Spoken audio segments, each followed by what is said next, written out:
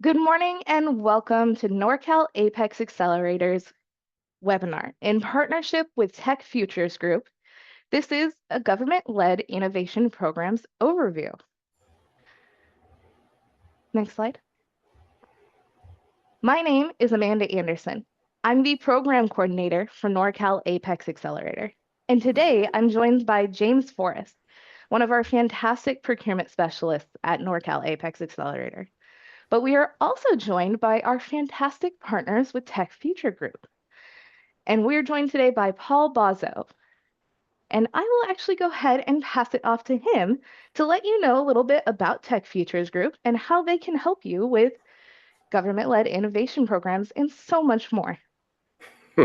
Thanks, Amanda. It's great to be with everyone today. Once again, my name is Paul Bozzo, and I'm an advisor with our Tech Futures Group.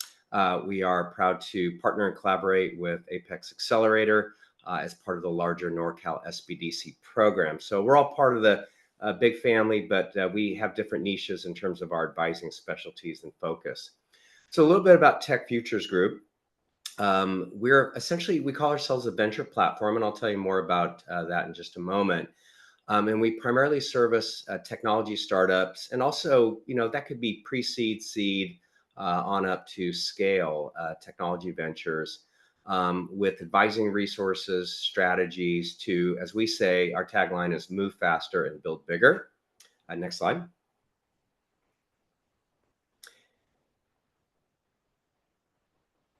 And essentially what our role in the world is as part of the SBDC is we are a specialist group of advisors. We all have very deep vertical experience in technology, and I'll share a little bit more about our advisor team in just a moment. But essentially what we do is we provide specialized, no-cost, one-on-one advising to tech companies. We service a variety of verticals. We have a pretty wide bucket when it comes to technology. But common types of companies we work with are software space, now the AI space, a lot of apps, hardware, digital tech, clean tech, life sciences, SaaS, pretty much anything that you can think of that has technology in its DNA and its core is a company that we would be interested in potentially partnering with to provide services. Next slide, please. The heart and soul of Tech Futures Group, since we are advisors, is really the talent and our bench. And we have a variety of advisors. All our technology specialists all have deep years of experience, sometimes decades of experience in technology. And while some of our skill sets overlap, for example, several of us are very conversant in all forms of funding, including SBIR, angel VC, equity crowdfunding.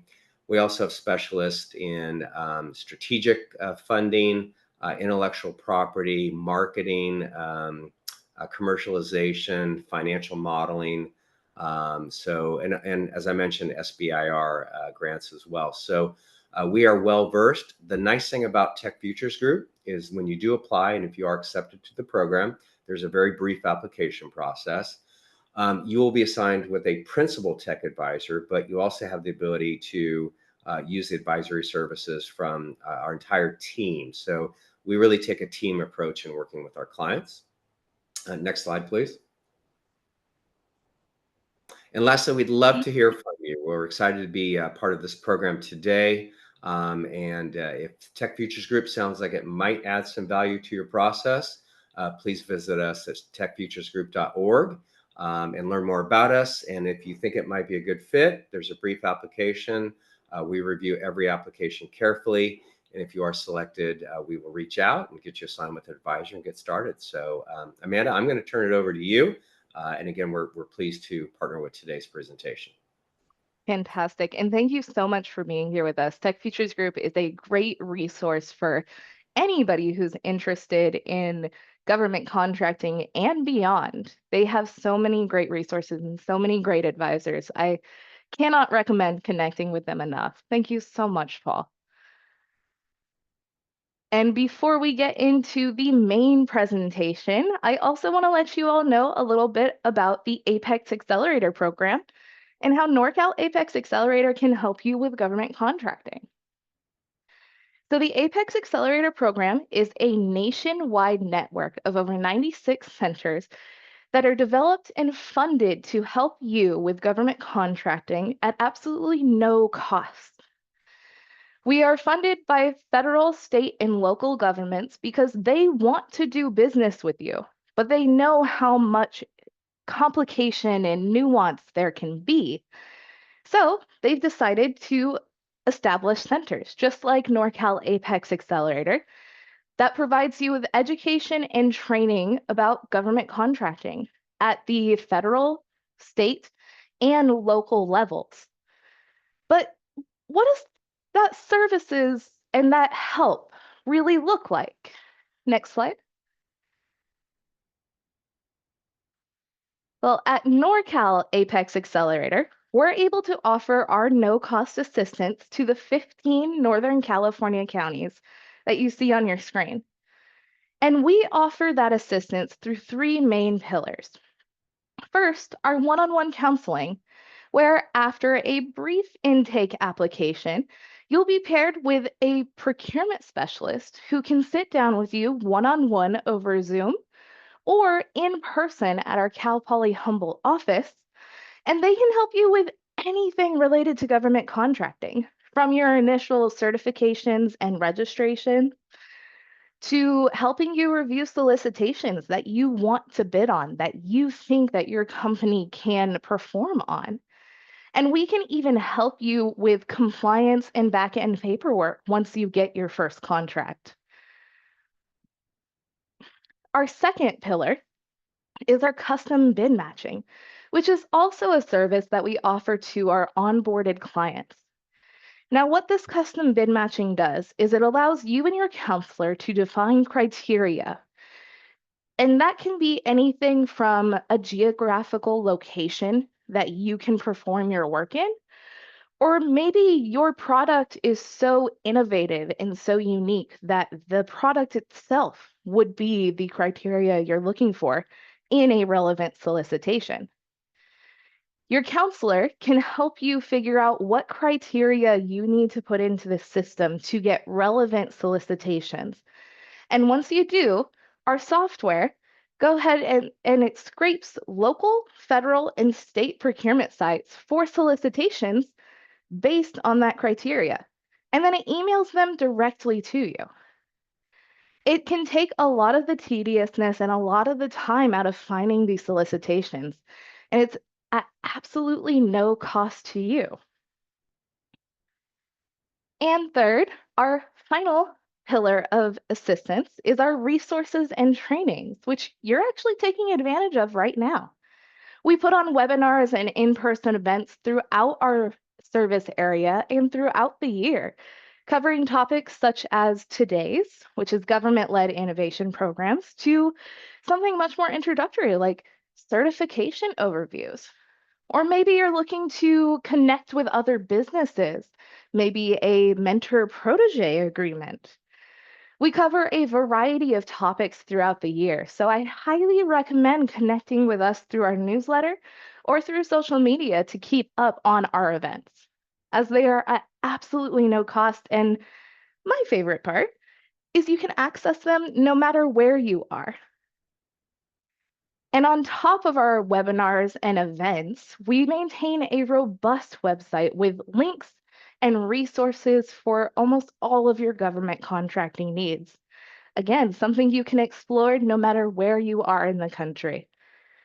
So if you are looking for government contracting assistance and you're within our 15 county service area, please do sign up with us. We would love to help you move forward on government procurement.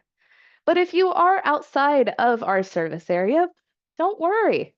There are over 96 centers nationwide, and the link that you will be getting with this slide will help you find your local center and help you get connected for no-cost government contracting assistance.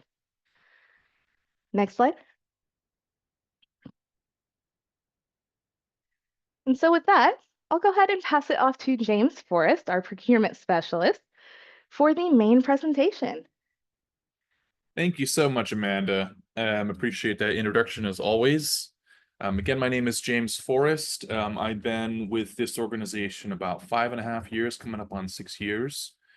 And I'm a generalist, so I handle all different kinds of procurement, working with contracts, services, products, you name it, federal, local, state, all different levels of government. And I'm really excited to talk about government-led innovation programs, in particular the SBIR and the STTR today.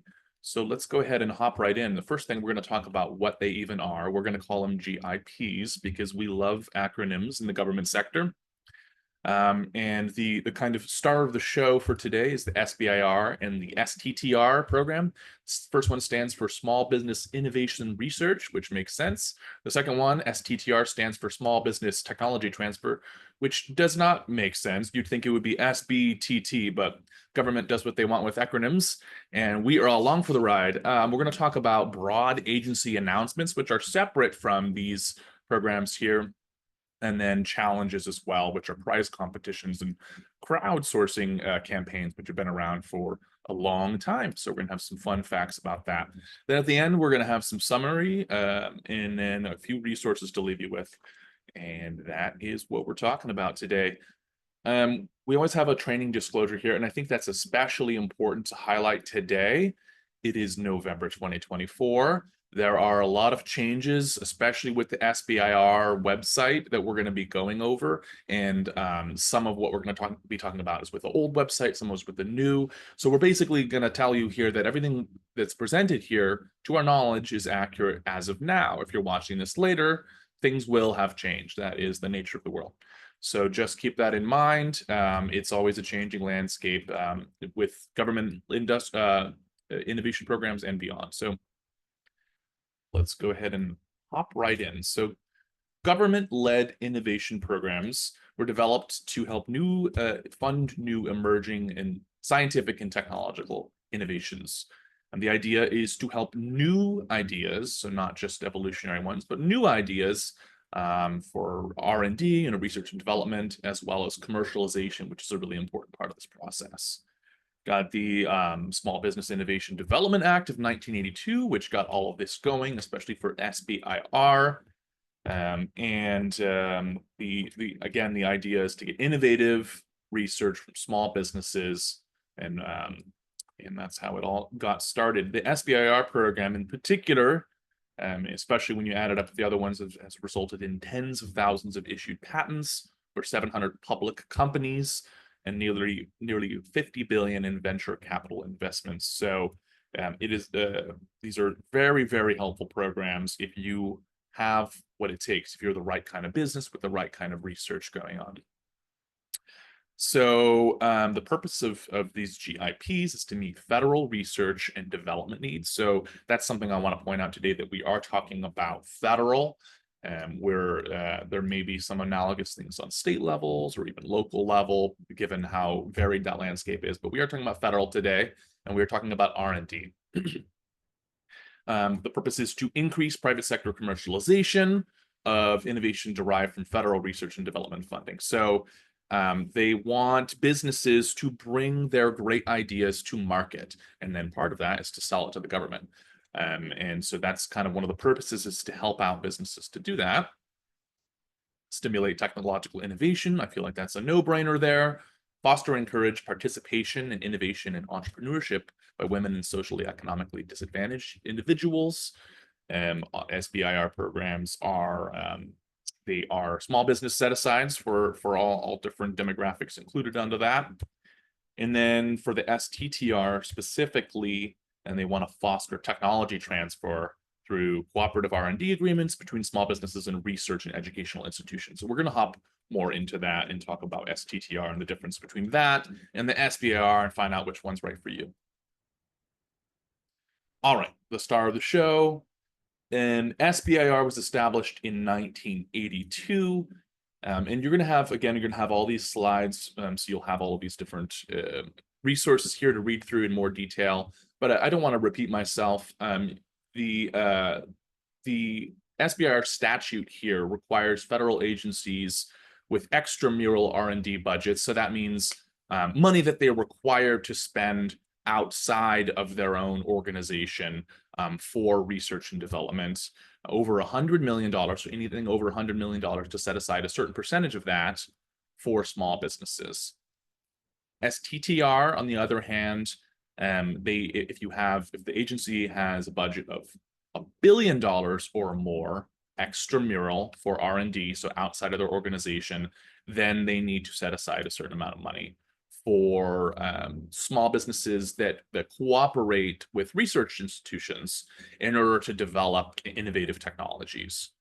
And so that I'm not just not just universities, but also federally funded research and development centers and other nonprofit scientific and educational institutions. So the really big difference between SBIR and STTR is that STTR has this cooperation model where they require you to partner with some sort of other research institution that is not a for-profit company. SBIR, you can partner with for-profit companies, you can partner with research institutions, but it's a requirement for STTR, and it has kind of a different structure there. So what do these firms look like that are eligible for this kind of seed funding? For one thing, they're for-profit, so this is for businesses, not for nonprofits. You have to be US owned and controlled, and that means a number of things. It means that more than 50% of your ownership needs to be by US citizens or permanent residents. You also need to be located in the United States. The business needs to be here. I think that should be fairly clear. You need less than 500 employees. So if you're bigger than that, the government does not consider you a small business for these purposes. On the research and development projects, for grant projects must be performed in the US. So again, we're really focusing on the United States. This is, after all, tax dollars here. And it's a company-controlled research space for grant projects. So you need to control your research and use your own facilities there. I'm a little more complicated with STTR, but we're going to have links throughout the presentation here. You can click on these once you get the slides, and you'll be able to find the website and find all the different sections that we're referring to here. Okay, this is a big topic here, the difference between SBIR and STTR. I've already mentioned a little bit. Like I said, you can partner with different organizations under the SBIR, but you are required to partner with a nonprofit research institution partner under the STTR, technology transfer version. Your PI, your principal investigator, the one who actually gets the grant, is the main person qualifying for the grant or the contract for the SBIR funding. Has to be with a small business. That is not the case with STTR. So your PI could actually be, for instance, in a university that you're partnering with. It doesn't have to be you. So there's more flexibility there. There is a work requirement, and we'll talk about the different phases in a second, but you can subcontract up to 33% in the first phase and up to 50% in the second phase for SBIR.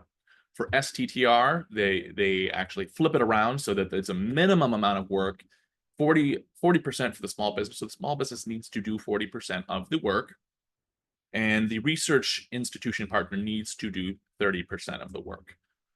So you can kind of do the math to try to make some equivalence there, but just keep in mind there's necessarily two different organizations here. It doesn't leave a whole lot that you can subcontract out to other businesses in there. Program size, and this is information from fiscal year 2019. It's a little bit out of date, but it kind of gives you a sense. SBIR, about 3.28 billion. STTR, 453 million. And so you'll see that, yes, this is about 6, 7, 8 times larger than the STTR. And that kind of makes sense. The cap for SBIR is $100 million of extramural R&D. That's the requirement, the threshold upon which they need to actually have SBIR awards. And it was $1 billion for STTR. So fewer firms are going to be required to do STTR funding.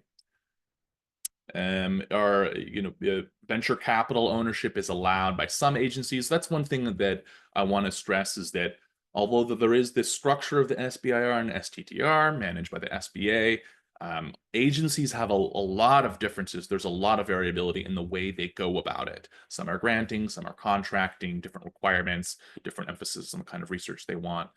So you can be majority VC owned by some agencies, but never for the STTR.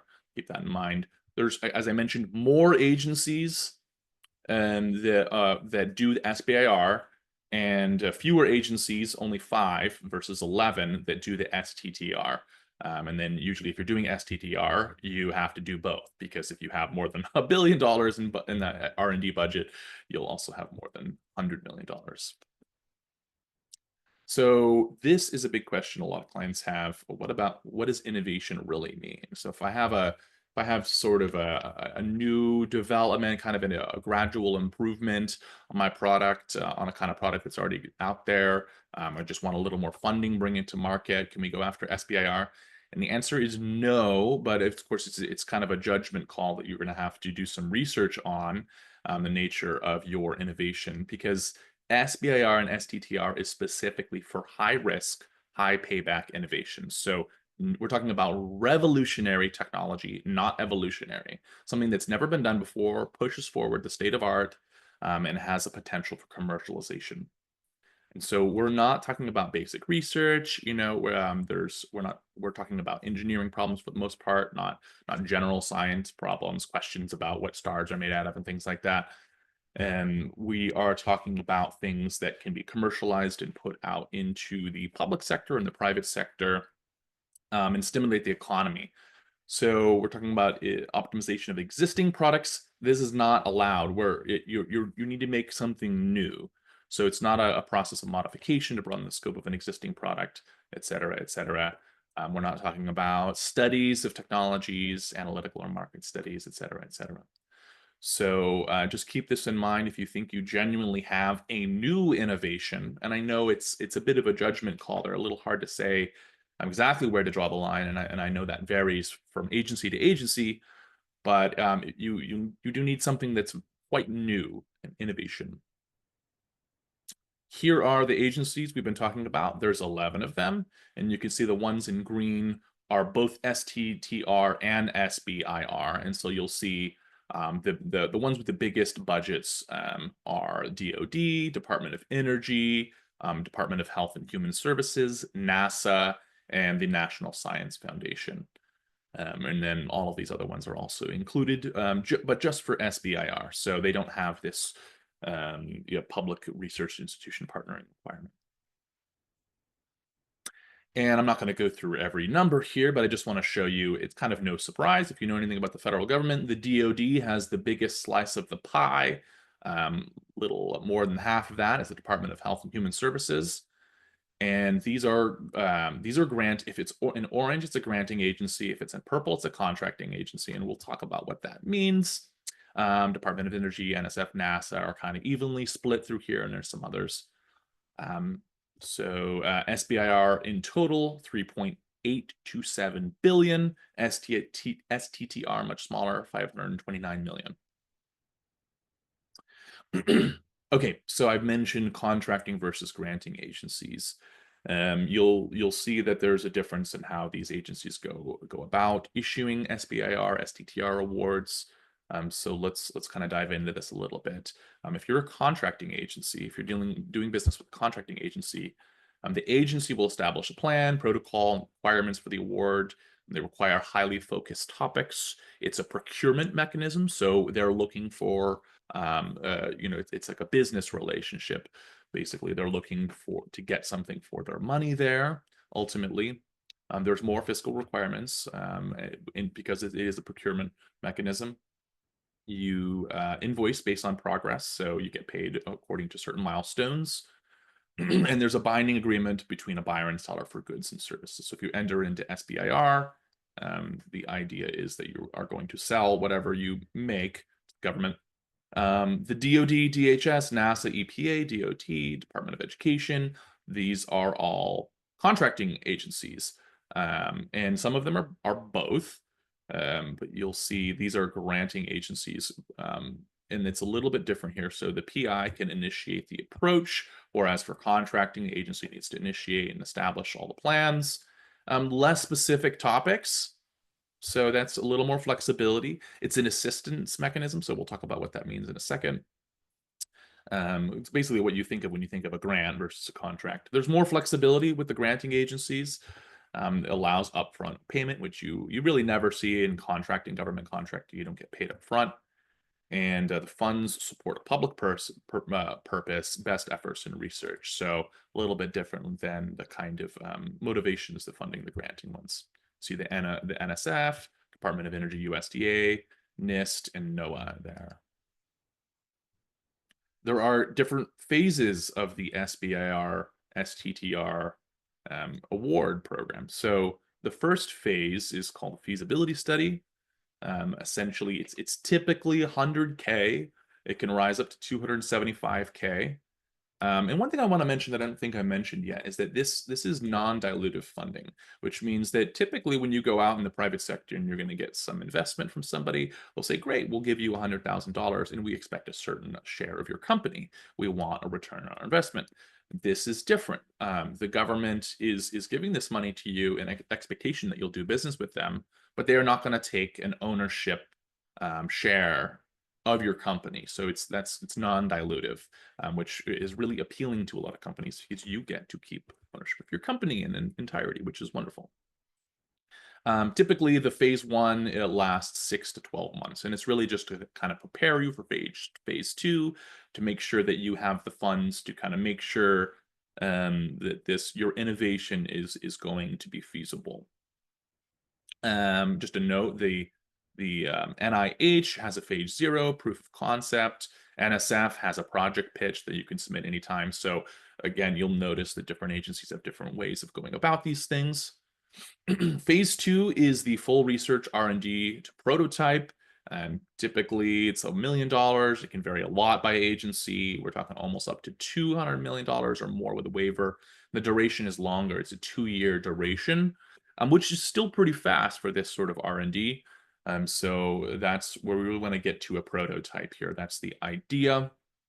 And one thing you'll notice here is that if you already have an innovative product, maybe it's in market or maybe it's already ready for market, SBIR, STTR is not for you. This is not for helping get your existing product to market. You're supposed to have an idea and some proof of concept, but not have it developed yet. So this really is for R&D. They're pretty specific about that. Keep that in mind when you're thinking about your eligibility. Phase 3 is different. It's not a source of funding. They don't give you a certain slice of the budget. Basically, it's under the same agreement protocols, under the same data rights restrictions and non-disclosure agreement obligation that the government enters into. But you can't use SBIR funding. So there's no actual funding given by the government for this. You can contract with other agencies, but the idea is that now it's time for commercialization. So you need to go find funding from somewhere else that's not part of this budgetary allocation from the SBIR STTR program. Okay. And I just want to note, this is the SBIR STTR planning. It's about to be out of date, but I included it because it's all we have right now. And I haven't mentioned this yet, but the SBA just updated their website, this SBIR website. And the old one is really good. It has a ton of information. The new one is kind of a work in progress. So you'll actually find more up-to-date information, paradoxically, on the old website and more data, and it's kind of laid out in a different way. So I just want to note some of the things I'm mentioning here are only on the legacy site. And for now, again, this is November 2024, that legacy site is still available for folks to visit. So we put a link down here. Some of these SBA links are going to be the new site. Some of them are going to be the old site. I'm going to try to be specific in my labeling here. But the purpose of this slide is just to show you that for most agencies, you can't just submit an SBIR proposal at any time of the year. You have to wait until they put out topics, and then you have to respond to those. And sometimes there's just one a year, and sometimes there's multiple ones. So just keep this in mind as you're going through. Okay, so I mentioned data rights protection real quick. This is a hot topic for a lot of folks. They want to make sure that they maintain ownership and control of the data that they generate when they are going through the SBIR program. And the good news is the government does, so they do receive a limited non-exclusive license or a right to use SBIR data, but they can't disclose it, they can't compete it, they can't market. So it actually is a pretty good protection for the company. There is a period of 20 years that that the government cannot use this data, even though they funded it. They can't use it for anything except basically evaluation, internal purposes. And they can't compete, so they can't say, oh, hey, this other company did this. Can you do something like this? So there are pretty good protections here under the SBIR program. Supports the sole source phase 3 mandate, which requires awarding phase 3 awards to the SBIR developing firm to the greatest extent practicable. So that's great. What is the SBA's role? So the agencies are actually doing the awarding, the agencies are determining the topics. So what is the SBA actually doing in all this? First of all, they're funding the Tech Futures Group through the Small Business Development Center. So that's something Paul knows all about, which is a really great program. But they are generally, the SBA is providing the oversight and the guidance on these programs. They're monitoring, they're surveying, and they're reporting to Congress. They're providing policy and program guidance. They are responsible for all the data, including gathering, analysis, reporting, management of the SBIR website data platform, which we'll go over in a second. And they also lead outreach, training, and building of the support ecosystem, which they do a great job with. The idea is to increase participation, SBIR, STTR, which is also kind of what we want to get done today as well. And they do extensive outreach and training to private and public outreach networks, tech entrepreneurs, etc. They have partnerships called the FAST, Federal and State Technology Partnerships Program and Growth Accelerator Fund competition. That's something you should take a look at if you're interested in anything more. And they want to include, they have built a strong network to include SBA field offices, research and development agencies, state economic development offices, universities, and resource partners. And again, the Tech Futures Group is somewhere in that mix as well, under a different program, under the SBDC. So let's talk about some of the data that's available on the website. So this is the new website here, the SBIR page. And if you click on portfolio, you can see award data. So you can see all different information on what's been awarded. You can search the list by state, company name, agency, topic code, etc. There's a filter and then there's a search option. So take a look at both of those. Company data, you can see what companies have won awards. This is all public information. None of this is hidden. You can find it by name, UEI, city, zip, etc., etc. Just make sure to scroll down to see the full list with filters on both tabs. There's kind of two different functions windows, and it might be easy to miss if you're not looking for it. There are some things that are apparently no longer available on the new website. I do hope they change that, but for now, you can still find these really great kind of data summaries on the legacy site. You can find agency activities and funding levels, and there's a chart there. Geography is a state map of which states are winning the most of this kind of seed funding. Program trends, annual reports dashboard. You can't find any of that on the new site. I hope that they add it, but as of right now, you can still find it on the legacy site. So I hope you'll take a look at that before it's gone. You can click on reports and find it there. Agency and funding opportunity data. You can find that on the new site still, which is great. Click on apply, go down, you'll see these two options. If you scroll down, browse agencies and search topics. So this will give you all kinds of information on which agencies are doing different kinds of funding. And then you can see the open topics right now, which is really helpful. Here's what the agency dashboard looks like. You can scroll through and see if they're a granting agency, if it's a contracting agency, if they do SBIR, or just or both. It's always both. If it's never just STTR, as I understand, and their budgets and things like that. So you can find the opportunity data. So these are the topics, and again, you can search by keyword. You can go down and filter. Really helpful tool here. On the old, one thing that the new website, it just simply does not have yet is a built-out training tutorials platform. This is clearly something that they're still working on, because when you go to the page, it only has one webinar and it says we're going to build it out, and there's a broken link. So Just keep in mind right now, I would recommend going to the legacy SBIR site, which is legacy.www.sbir.gov, and then find the tutorials section. They have a lot of really helpful tutorials that are on there. Just beware of out-of-date information on the new site. I'm not sure why, but when they updated the website, they used even older data than what's on the legacy site. So just keep in mind, this is a construction zone. So it's a bit of an awkward time to be giving this presentation, but I want to just be straight with you about what what kind of information you may see on here. But like I mentioned, that resource catalog is still on there, which is really great. Click on resources and go through there. This is what it looks like. On the new website, there's just the program basics, but they have all of these, which are great. They have quizzes, they have different sections. It's wonderful. And that wraps up the SBIR for right now. SBIR, STTR, which is kind of the main one, but there's a couple other programs which fall under the government-led innovation programs umbrella. And again, these are all federal that I want to talk about as well. So the first is broad agency announcements. And just keep in mind, these are not SBIR programs. This is separate. So a BAA, as we'll call it, is a general announcement of a federal agency's research interest, including criteria for selecting proposals and soliciting the participation of all offerers capable of satisfying the government's needs. And you can read more about this in this Federal Acquisition Regulation, or the FAR clause that we've listed here.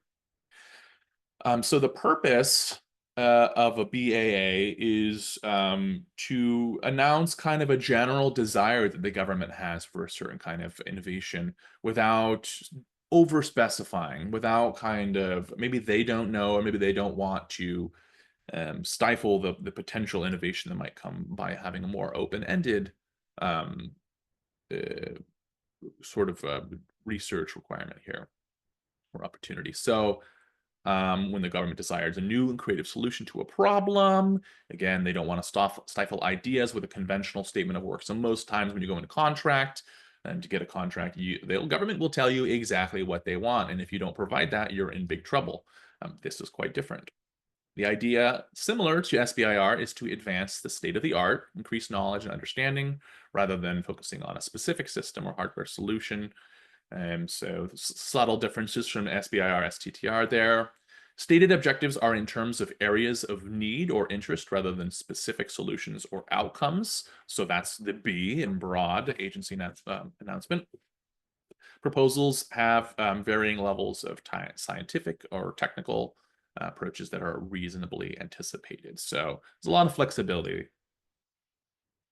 Some technical information here. The BAA announcements are made in the form of, or they can be made in the form of a grant, cooperative agreement, CA, technological investment agreement, TIA, or an other transaction, OT, rather than a contract. So they can be done either way. If it's done in this way, these are known as assistance instruments.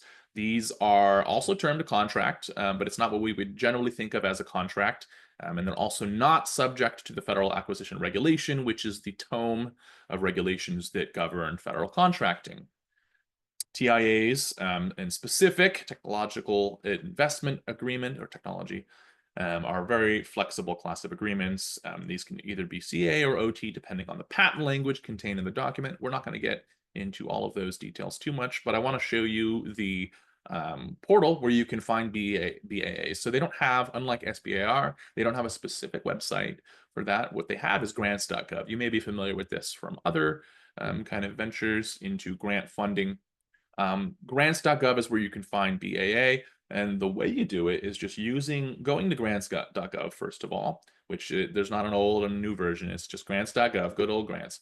And you go to the keywords section here and you type in BAA, just as simple as that, hit search, and then it should be showing all of these broad agency announcements here. So definitely go and take a look at that. You can see the listing of the ones that are open right now, and there's different options. You can find the closed ones, archives ones. You can see there's quite a few. There's even forecasts on here. Okay, so challenges. This is kind of a fun one. It's a lot of great fun facts here. So challenges are price competitions, and it's the way for a federal agency to crowdsource to engage the public, public innovators directly in order to find interesting ideas or solutions to important problems. So in the last 14 years, the government has run over 1,600 challenge prize competitions. We're talking ranging from students and hobbyists to small business owners and academic researchers. All kinds of folks are eligible for challenges. There's a lot of variability in how they work. Some examples, we've got longitude and ship navigation, Lindbergh's transatlantic flight, the famous flight, and even the initial designs for the US Capitol and the White House. All of these resulted from open prize competitions. So these would be the historic ancestors of the modern day challenges. So even self-driving vehicles more in the modern age got their start in federal prize competitions too. So really great sort of set of programs that the federal government has here. And more recently, you've got challenges that support concepts for the Lunar Loo, so that's a toilet and that works in space, improved digital wallet user interface, protecting fish from water infrastructure, opioid detection in international mail, and getting out the count for the census. So that's kind of a hot topic there, different census technology. So where do you find these? Challenge has their own website here, challenge.gov.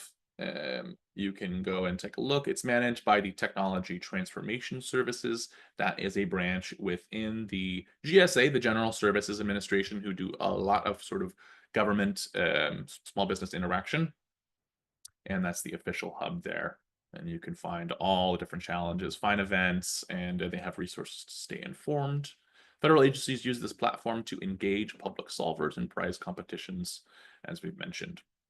So I hope you go take a look at this website as well, especially maybe, if you're not interested in SBIR or you're not eligible for whatever reason, you can take a look at BAA and challenges. It's open to the general public, so very flexible. Through the site that I just showed you, you can find current and past federal prize competitions. Seems like a fun rabbit hole to go down to on a rainy day like today. You can find a prize competition, allowing you to get important updates and announcements directly to your email. So there's a notification feature there, share about a prize competition on social media, etc., or submit a solution directly to a prize competition. So please take a look at this. If you're interested at all, you can find the rules. They will vary by agency and by announcement quite a bit. Check always, of course, with anything with the government, check the guidelines, check to make sure you're eligible before investing your precious time into this. This is what the filter tool looks like. You can see different kind of prizes that they have open right now. Excuse me, my brain just broke down for a second. NCI Genomic Data Commons Analysis Tool, Shipyard Life-Threatening Situations, Reality Trainers, Address Geolocation Challenge for US Census, like I mentioned. So it's a really great tool, really interesting stuff to scroll through, and you can filter through here. You can kind of figure it out as you go along. We'd be happy to help you with any of this if you're interested. All right, so I want to leave question and answer time. So let's wrap it up with a summary here. So in summary, government-led innovation programs, or GIPs that we've been calling them, were developed to help fund new and emerging scientific technological innovations. SBIR is one of the two main programs. It stimulates technological innovation in the US economy by investing federal research and development, R&D funds, in innovative high-tech small businesses. And the STTR, its sort of smaller sister program is the idea to fund small businesses that pursue technological innovation through cooperative research and development with nonprofit scientific and educational research institutions. So a little bit different from SBIR. We talked about BAAs, broad agency announcements, as a general announcement of a federal agency's research interest. And then lastly, challenges at challenges.gov, a way for federal agencies to crowdsource and engage public innovators directly to find interesting ideas or solutions to important problems.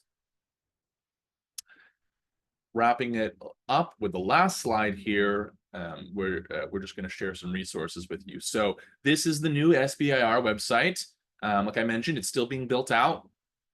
So just keep that in mind when you go here. It's the SBA's manages this site for the SBIR and the STTR, even though it's called SBIR.gov. This is a list of the participating agencies. You can see what they're up to, and go to the other slides as well for kind of information about how to navigate this site. This is it's called Lab to Market Hub. This is also the new website. It's a list of SBIR resources, training centers, and different things like that. So definitely take a look at that as well. BAAs, again, that's grant.gov, grants.gov. It doesn't have its own website. You just go to the grants.gov and you search for the keyword BAA. Challenge.gov is where you can find all those great topics we were looking at before. And then, of course, the Tech Futures Group, which Paul mentioned in the beginning, who he's representing today. And they are a great resource. We refer a lot of our clients over to the TFG, as we call it, part of the Small Business Development Center Network. They have wonderful expertise in these topics that we've gone over today.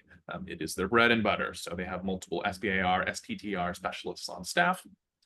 And so those are the resources here. And I think I will hand things over to Amanda, who's going to talk about some of the goodies that we've got coming up on the calendar here. Thanks, Amanda. Fantastic. Thank you, James. And yes, before we get into all of the great questions that you guys have, I do want to let you know a little bit about some of our other upcoming events. We have a couple in December. One is positioning your business for government contracting success, and that's going to be covering federal and state procurement sites. So the registration that you will need to do federal and state contracting, as well as federal and state certifications. It's going to be a 2-hour event covering a plethora of information, something I would highly recommend to start your new year off with, as well as our SBA Mentor Protege Program overview. We scheduled this to give you all an update on how the SBA MPP program portal has been updated, as the certification portal as well as the Mentor Protege program portal has been upgraded by the SBA just in the past couple of months. And then in January, we'll be joined by California DGS Office of Small Business Programs for I'm Certified, Now What? The second series in a 3-part virtual session. And we will also be hosting CAL FIRE and U.S. Forest Service representatives for a Prepare to be a Wildland Firefighting Vendor in January on the 28th. And if you are interested in any of these trainings, you can find them all online on our event calendar. And you will also be getting the recording and the slide deck with all of the resources that you saw, all of the links and the web pages active and clickable, ready for you to explore within a week of this event. So with that, let's go ahead and get into some of these questions. And we did get a good amount of questions, and thank you so much. Paul has been able to stay with us, and he will be helping us answer some questions as well. I will note there are quite a few that are asking us to almost speculate about what's coming down the pipeline, kind of trying to get a prediction of the future. And while we will hesitate to speculate too hard, as we don't want to give misinformation, I would like to pose them to our fantastic experts today. So the first one, a grantsman at UC San Francisco is concerned about SBI funding being cut under the new administration. Have we heard about any kind of funding cuts on SBIR, STTR front? I have not. I don't know if Paul has any inside scoop.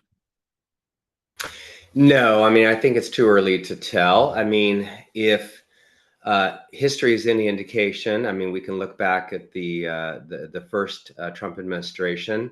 I don't recall any significant cuts at that point. I mean, defense is a large component of the SBIR funding already. So I doubt there would be any cuts in that particular section of it. But one of the nice things about small business and innovation, which includes SBIR, is that it's one of the few things that everybody agrees on. So both Republicans, Democrats, Independents, they've always been strong proponents of small business. So while we've seen some subtle ebbs and flows in funding, I don't anticipate, nor have I heard any significant cuts coming up. So, who knows? But that's my opinion.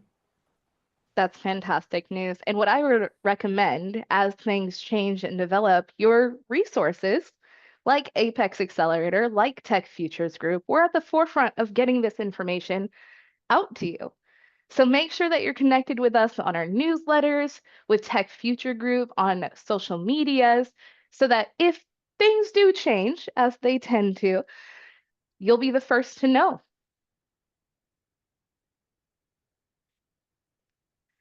And then Vina was wondering, as they have tried to submit some SBIR proposals and they found it extremely competitive, but they're wondering and they're kind of missing the piece of how is their proposal really being evaluated and how can they make it better? I'm curious if you have any insights into that, or if I'm aware in contracting, you can ask for a debrief after you put in a bid on a solicitation. Is there something similar to a debrief on an SBIR proposal? It's a good question. I'm not actually sure about that. There are certainly plenty of resources out there that talk about eligibility criteria, workflow for how to put together a competitive proposal. There's a really great consultancy that gives presentations at some of the conferences we go to called BBCT or BBTC, I think. They have all kinds of, they have a really great presentation on this as well. I would recommend going to their website and finding the SBIR introductory and more advanced presentation. They go into the criteria in more detail, and it's also something that with the Tech Futures Group or one of us at Apex could help you dive into to review your proposal. Paul, do you have anything to add to that? Yeah, it's an interesting question and a good one, and certainly one that I've worked with my clients on.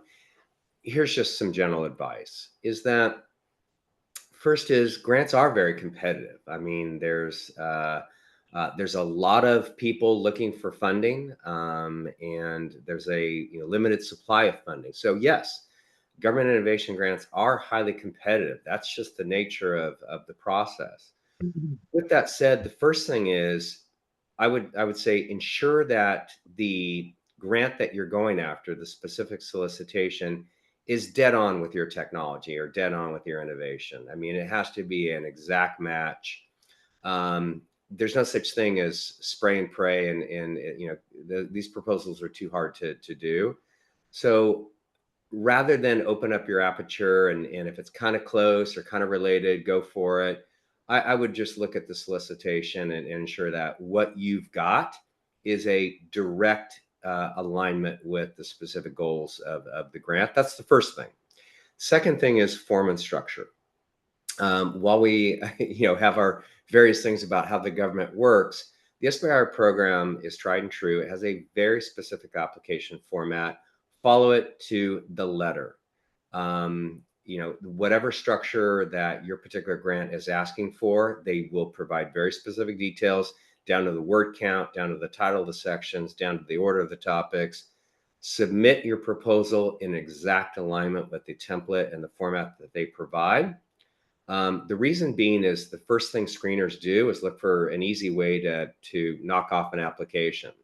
So if they can't figure it out, or if they have to hunt for information, or the information they're looking for is not easy to find, they'll just toss it. So make sure your application is in line with the goals of the grant specifically. Make sure that your application is an exact match to the form and criteria for the application. And that I think will get you a higher probability of actually being seen by a panelist or a panel and given due consideration to your proposal. Yeah, and it sounds like that's where Tech Futures Group and Apex Accelerators can kind of shine, is helping you fine tune that proposal and make sure it's got everything you need. Absolutely. Fantastic. And then someone is also wondering if a contracting agency is offering 25 or $250,000 for a phase one project. Does that mean that the company doing that project will get that $250,000 for phase one, or would it be like invoiced in chunks? Like, how are the payments really managed for SBIR? I'm not sure about the payment structure. Paul, do you know about it? Yeah, typically my experience with phase one grants is that's a lump sum award. So in other Mm, words, it comes at one time. Um, and phase twos are a much more significant dollar amount, and there may be some milestones associated with those. But my understanding from most of the clients I work with is the phase one award, since they're relatively, that's a relative statement, a smaller amount. Those come at one distribution. The nice thing is if you can get a phase one, you have a leg up on a phase two. There's various stats that you can see in terms of the percentage of applications that are actually approved for a grant, the percentage of phase ones that go on to successfully get a phase two. So there's some statistics out there, but hitting your marks on a phase one is definitely a good lead into a potential phase two, which is a much more significant dollar amount. absolutely. And that's always good to know is in most cases, Mhm. everything has a little bit of nuance, especially with agency differences. So it's always good to have someone in your corner like Paul, like Tech Futures Group, or like us at Apex Accelerator to make sure you're understanding what you're doing. It can always help to have somebody kind of in your corner, you know?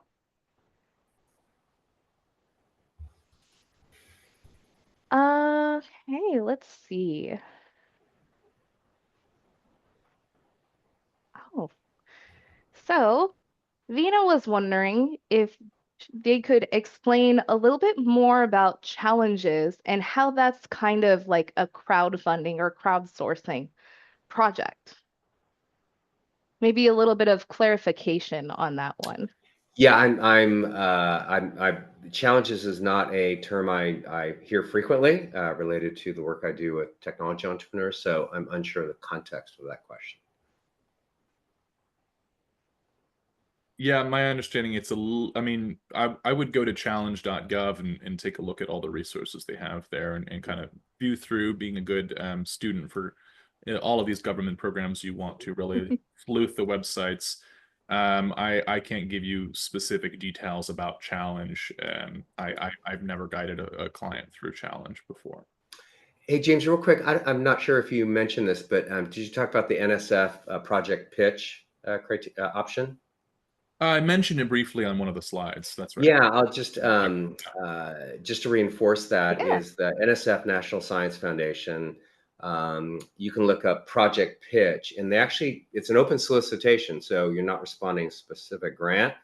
It's a very simplified, quick process, and essentially they give you criteria, 5 or 6 key points that they want to know about your technology. And you send that to NSF, and then you're actually invited to send in a proposal, which is great. So sometimes it's hard to find a specific grant at that moment that is open and you're eligible for. But if you really feel you have a compelling technology that an agency like NSF would be interested in, look up their project pitch and send one in. And I've actually had a handful of clients been invited to send in a full proposal, which is great. Oh, that's amazing. That's awesome. And I do see we are at the top of the hour, so we will go ahead and wrap up our presentation. Thank you all so much for joining us today. And if I could get that next slide, James. As you exit the webinar, you will be redirected to our feedback survey. This is a very brief questionnaire. I believe there's only like 3 required questions. And we would really appreciate if you have a moment, if you would fill it out for us. We truly put on these events for you. And so the only way to know if we're doing a good job, if we're presenting what you would like us to in the way you would like us to, is if you would tell us. So if you have any feedback whatsoever, please take a moment to fill that out. And thank you again to Paul Bozzo for joining us from Tech Futures Group. And with that, I hope you all have a wonderful rest of your day. Bye-bye. Thanks, everyone.